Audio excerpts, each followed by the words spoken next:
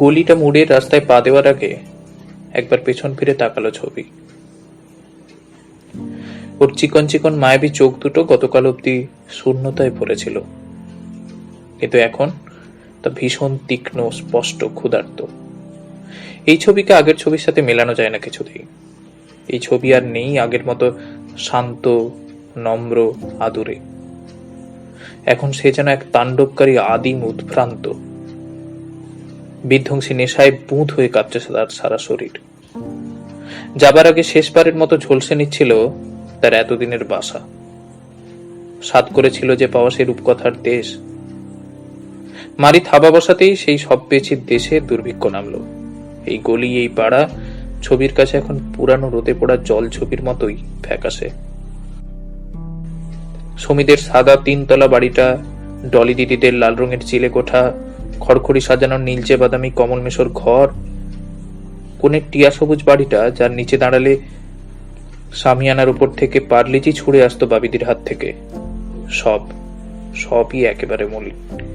এই প্রত্যেকটা বাড়ি থেকে সকাল বিকেল ছবির ছাতি, গলা, কানের লতিতে ভর্তি ভর্তি আদর মাখিয়ে যে গীত বিতান রচনা হয়েছিল, আজ তা এক নির্মম গদ্য, যে গদ্যের প্রতিটা লাইনে শুধুই খিদে আর খিদে লেখা আছে।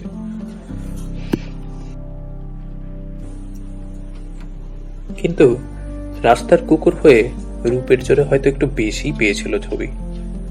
অভাবটা তাই আজ বড্ড বেশি বেশি লাগছে। অন্য নেড়িতে তো ডলি, সমী, বাবি কেউই থাকে না। এই ভেবে যখন সান্ত্বনা পাচ্ছিল মনে মনে, ছবির মনে পড়ল ডবির কথা। পালতি দম্পতির সন্তান হয়নি, সময়ের ডবি তাই ছেলের আদর পায়। এয়ার কন্ডিশন, সারা শরীর চিরুনি দিয়ে আঁচড়ানো, খাবার প্লেটে পেডিগ্রি কিংবা লেগ পিস। ছবি তো এখনো মায়ের দোকানে লোকে খেতে এসে পাতে মাংসের হাড় পড়ে থাকলে যখন দেয়, সেটাই তৃপ্তি ভরে খেয়ে নেয়।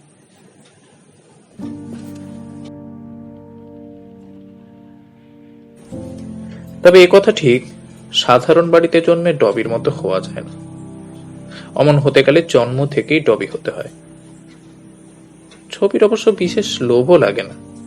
ছবি দেখেছে ডবির চোখ চিরকালই নিষ্প্রাণ, ভয়ে ভয়ে তাকানো যেন। ওর মতো ডাগর কালো চোখ তো ডবির নেই। কেউ বলে সেগুলো সিংহের মতো, কেউ বলে সেগুলো নেকড়ের মতো। তাছাড়া বৃষ্টি শেষ হলে যখন ঠান্ডা ভেজা বাতাস শোঁ শোঁ করে বয়ে যায়, ছবি বাইরে দাঁড়িয়ে থাকে। ওর কপালে, পিঠে, ঘাড়ে এক মায়াবী বিন্যাস খেলে দিয়ে যায় সেই বাতাসটা।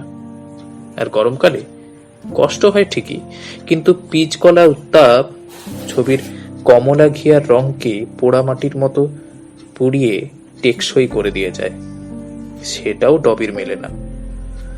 এসি ঘরে চিরুনির আদর যতই পাক না কেন, সমস্ত আকাশ বাতাস তো ছবিকেই আদর করে।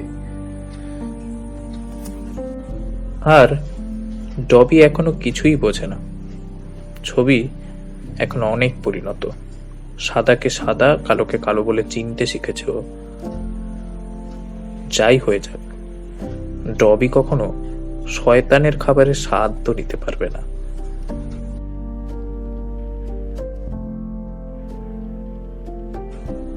বাইরেটায় তখন ভর্তি পুরো মেঘের স্তরে আকাশ নিচু করে এসেছিল। আধার ঘনিয়ে এসেছিল গোটা শহরটায়। আজ আর গুড়ি বৃষ্টি না, আকাশ ভাঙা বান আসতে চলেছে।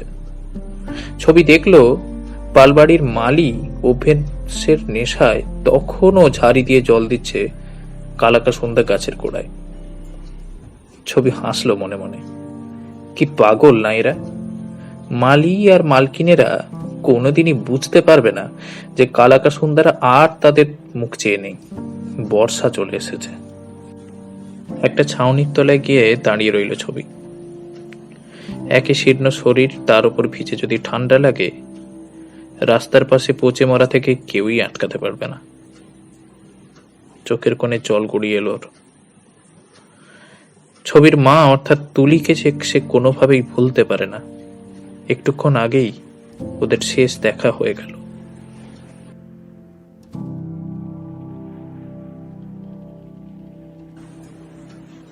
তুলির জীবনে এমনিতেই দুঃখের শেষ নেই, ছবি হয়েছে সেখানে গোদের ওপর বিস্ফোরা। লকডাউনের জেরে সব বন্ধ হলো। সবে 1 মাস একটু ভালো করে লোকসান বাঁচিয়ে চলতে শুরু করেছিল তুলির খাবার দোকানটা। স্বপ্ন বুনতে সবই শুরু হয়েছিল মা ছেলেতে। একরোখা কংক্রিটের জঙ্গলে একরকম আলো বাতাসহীন একতলার একটা ছোট হল ঘরে প্লাইয়ের পার্টিশন দিয়ে একদিকে দোকান, মাঝখানে রান্নাঘর, আর পেছনে ছোট্ট একটা জায়গায় থাকতো তুলি আর ছবি। দোকানে চেয়ার টেবিল পাতার পরে কোনো জায়গায় পড়ে থাকতো না হাঁটা চলার জন্য। তার উপর পাশের অফিসের অসভ্য লোকগুলো খেতে এসে ইচ্ছে করে এমন সময় উঠতো যেন তুলির গা ঘেঁষে পাছা চিপে চলে যেতে পারে। ছবি বুঝতো এটা। দোকান চলাকালীন দোকানের ভেতরেই তাই ঢুকে বসে থাকতো। ওদের স্বপ্ন ছিল টাকা জমলে দোকানের জায়গাটা বাড়াবে আর নিজেরা গিয়ে থাকবে 2 তলা কিংবা 3 তলায় উপরের ঘরে কোনো একটা 2 BHK ফ্ল্যাটে আরাম করে দিন কাটাবে। আর বিকেল হলে ছবি ছাদে গিয়ে ডবির মতো হাওয়া খাবে। কিন্তু লকডাউন এসে গরিব মানুষগুলোর লক্ষ্মীর ভাঁড়ে কড়ি সরিয়ে বালি পুড়ে দিল। প্রথম ধাপের লকডাউনে যেটুকু যা সঞ্চয় ছিল তুলির, পেটে পড়তেই মিছরির দানার মতো মিশিয়ে গেল। খিদের আগুনে পড়তে শুরু করলো শরীর। শহরে যে ছাতু সাবু এগুলোও পাওয়া যায় না। প্রতিদিন তো ভাত খাবার জোও নেই। তুলির এই সময় মনে পড়ে যায় মা মরার পরের বছরগুলো। ছবিও সেগুলো শুনেছে তুলির মুখেই। অবলা প্রাণী হলে কি হবে, ছবি কিন্তু অনেক বুঝতো, আর চোখ দিয়ে কথাও বলতে পারতো প্রচুর। জন্মাবার পর ছবি যখন নালির পাশে পড়েছিল জ্ঞান হারিয়ে, তুলির হাতে তোয়ালের ভেতরেই প্রথম চোখ খুলে দেখেছিল। আর তারপর 4 বছর ধরে ও তুলিকে দেখছে।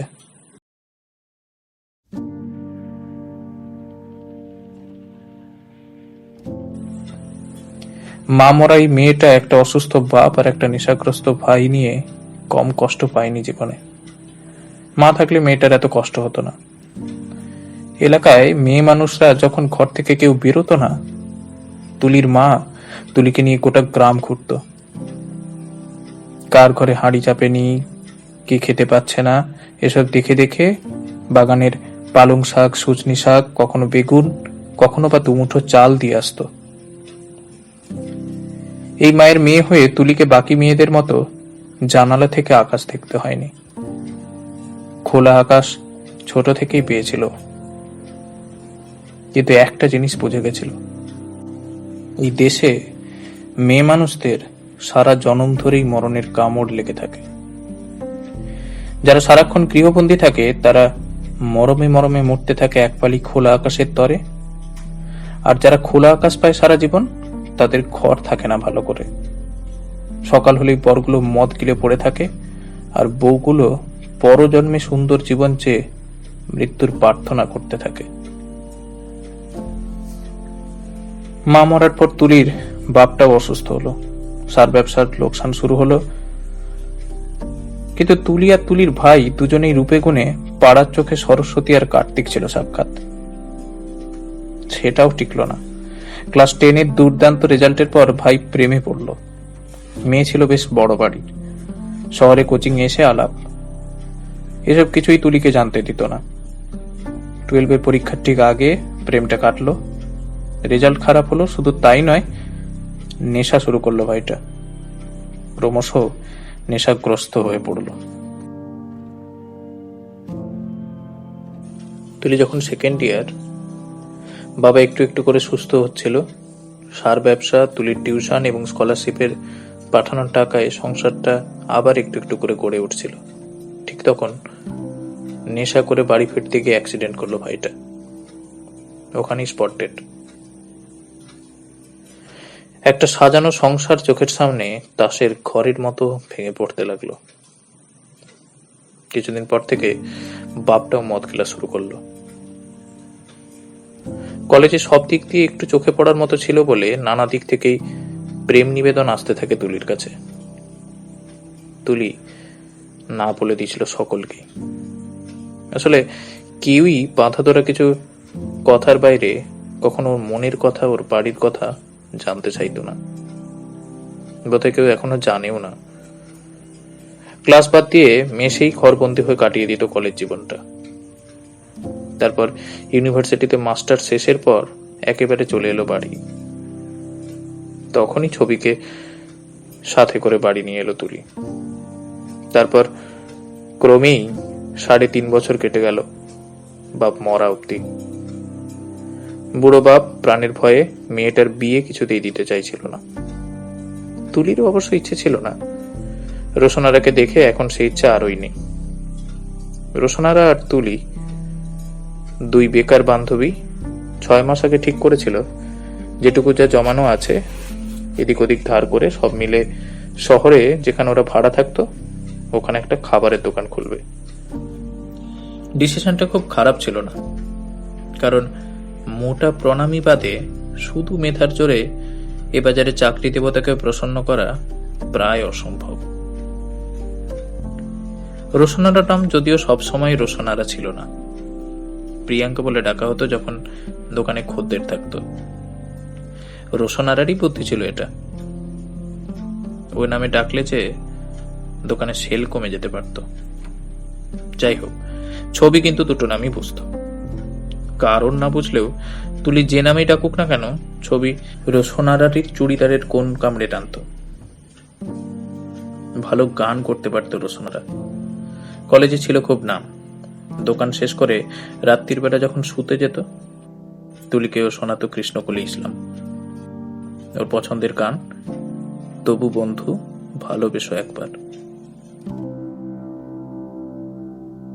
তুলিও গলা মেলাতো, গাইতে পারতো না, শুধু টেবিলের নিচে থেকে ছবি।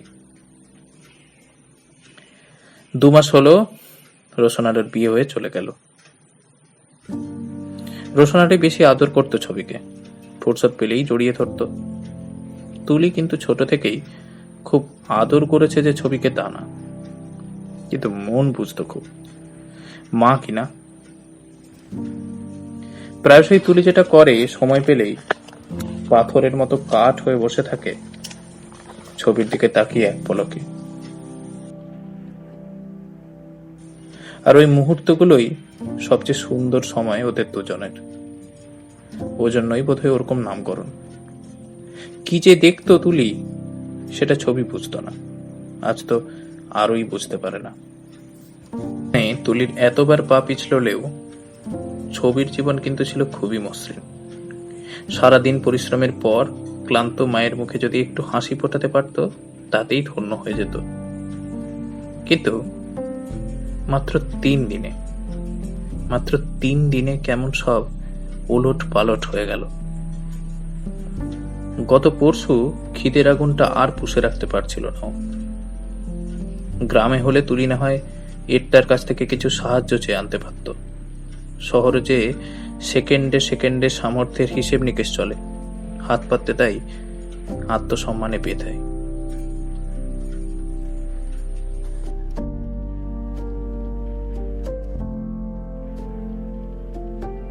সেদিন প্রলয়টা পাড়ার বাকি কুকুরগুলি শুরু করেছিল। ছবিটাতে যোগদান করা অনেক পরে। এ পাড়ার শেষে একটা পানা ভর্তি পচা পুকুর আছে, সেখানে কতগুলো শূকরের বাচ্চা ঘুরে বেড়ায়। দল বেঁধে শিকার করতে শুরু করলো নেড়িগুলো সেই শূকরের বাচ্চাগুলোকে। ক্ষুধার জ্বালা আসলে এমনই ভীষণ জ্বালা, এ আগুন শরীরের ভেতর বিবর্তনোত্তর হিংস্রতাকে ফিরিয়ে আনতে পারে। ছবি অবশ্য খানিক জানতো কি হতে পারে যদি ওই নেড়িদের দলে যোগ দেয়। নিজের মধ্যে নেকড়ে বাঘটাকে সভ্যতার শেকল দিয়ে প্রাণপণে আটকে রাখার চেষ্টা করছিল। কি করবে বুঝে না উঠতে পেরে ক্ষুধিত পাষাণের মতো স্থির হয়ে তুলির দিকে তাকিয়ে বসে রইল ছবি। আসলে ছবি বুঝতে পারেনি যে রূপান্তরটা তুলির মধ্যেও এসেছিল। যে তুলি ছোটবেলায় বৃষ্টি পড়ার পর ছুটে যেত ওই ঢিপির কাছে। বর্ষায় যখন বাদলা পোকারা ঝাঁকে ঝাঁকে ঘরে ঢুকে আসতো, তখন টিকটিকি দাঁড়াতো হাত পাখা নিয়ে। আর যখন হ্যারিকেন নিয়ে পড়তে বসতো তখন ওপরের ফুটোগুলোতে কাগজ মুড়ে দিত যাতে ভেতরে কোনো পোকা ঢুকে পুড়ে না মরতে হয়। সেই তুলি খিদের আগুনের যন্ত্রণা বুঝে চোখের পাতায় সায় দিল সেদিন ছবিকে। সম্মতি পেয়ে ছবি ছুটে চলল ক্ষিপ্র গতিতে প্রলয় ঘটাতে। ছবির কলেবরটা বাকি নেড়িগুলোর তুলনায় প্রায় দ্বিগুণ।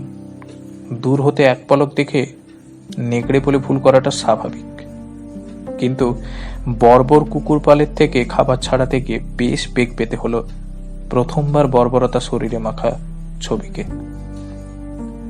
বাকি কুকুর পালেদের অবশ্য আগে থেকেই ছবির স্বভাবে সভ্যতার যে গরিমা ছিল সেটা সহ্য হতো না।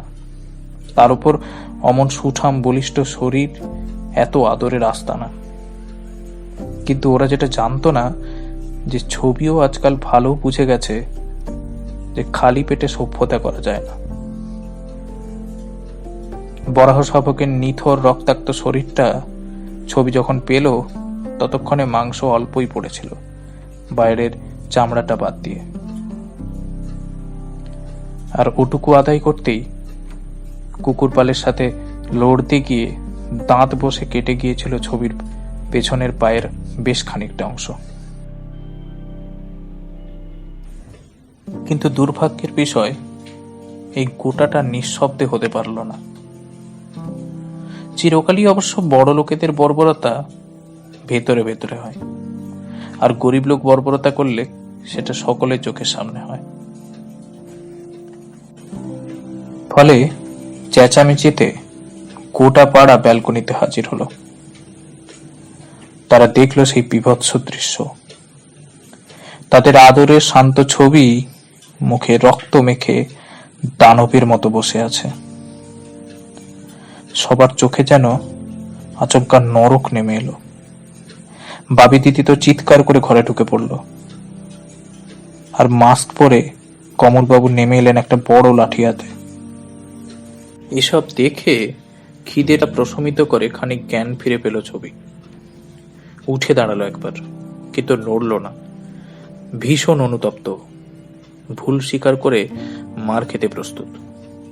কিন্তু ছবিকে নড়তে না দেখে আরোই ভয় পেয়ে গেলেন কমলবাবু। তখন উনি ঘুরে গেলেন তুলির দোকানের দিকে। তুলি ওখানেই বসেছিল। কড়া নির্দেশ দিলেন, এভাবে চলতে পারে না। একটা সভ্য সমাজ এটা। অনেক বাচ্চা আছে এই গলিতে। হয় এই শয়তানটাকে এখান থেকে সরাও, নইলে দোকানপাট গুটিয়ে তুমিও চলে যাও। এরকম শয়তান পুষে রাখো কি করে? আর কারো কুকুর তো এরকম নয়। তুলি কিছুই বলেনি। সেদিন রাত থেকে আজ অব্দি কিছু না খেয়ে পড়ে রইল ছবি একই রকম ভাবে টেবিলের তলায়, অনুতাপে তপ্ত হয়ে। একটাই তো শরীর, আর কত যন্ত্রণা সহ্য করবে একসাথে। আর সকালে অবশ্য সেই শেষ রক্ষাটাও হলো না। নিপেন জেঠু আসছিলেন মাসের ভাড়া নিতে তুলির থেকে। করোনা মোকাবিলায় মুখে মাস্ক, হাতে গ্লাভস, সঙ্গে একটা এক্সট্রা লাঠিও নিয়ে আসছিলেন। গোটা পাড়ায় আসলে রটে গেছিল ছবিটা পাগল হয়ে গেছে, শুকর মেরে খাচ্ছে, যখন তখন কামড়াতে পারে। কিন্তু ছবি তখন দৌড় গড়াতেই ঘুমাচ্ছিল, খিদের আগুন কষ্ট করে নেভানোর ক্লান্তিতে। চোখও শুকিয়ে এসেছিল সে যন্ত্রণায়। নিপেন বাবুর ওরকম দশাসই চেহারায় ভূতের মতো বেশভূষা দেখে স্বপ্নের ঘরেই ভৌ করে উঠল ছবি। দাঁত চেপে বসানোর ভান করে আলতো করে চেপে ধরেছিল ওনার গোড়ারে। নিপেন বাবু ভেবেছিলেন দাঁত বোধহয় বসে গেছে। উত্তম মধ্যম মারতে শুরু করলেন ছবিকে। সেই দেখে অন্য সময় লকডাউন মেনে চলল, এই সময় কিন্তু প্রচুর লোক ভূতের বেশে জমা হয়ে গেল দোকানের সামনে। একে একে বেরিয়ে এলেন কমলবাবু, বাবিদির বর, সমীর বাবা। একের পর এক হুমকি ছুটে আসছিল তুলিকে লক্ষ্য করে। বলা হলো, এক্ষুনি বিদায় করতে হবে ছবিকে, নইলে এক্ষুনি বের করে দেওয়া হবে তুলিকেই। হাজারো কথা শোনার পর প্রথমবার উন্মাদের মতো ছেলের গায়ে হাত তুলল তুলি। মারতে মারতে গলির বাইরে বের করে ছবিকে বুঝিয়ে দিল আর যেন কখনো সেই দুঃখিনীর দুঃখ বাড়াতে না আসে।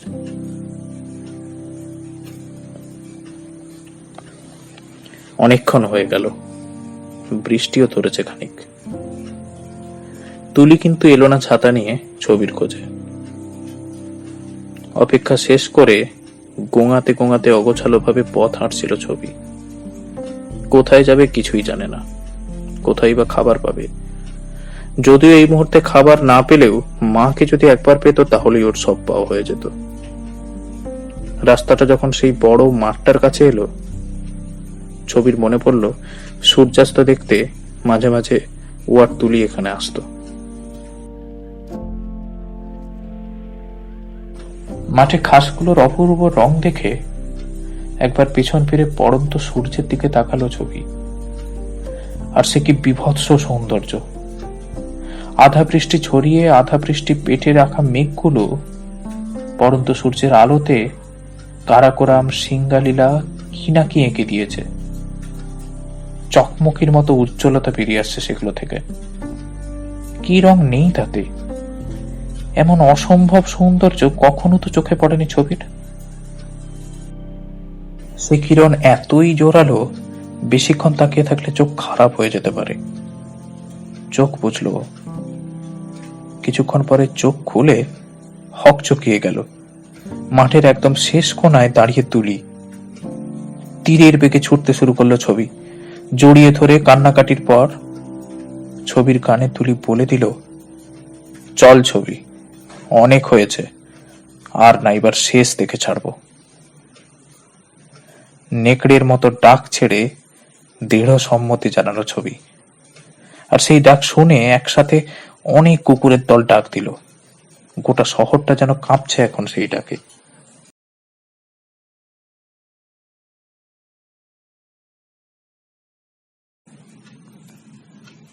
ছবি এখন খালি একটা কুকুরের নাম নয়।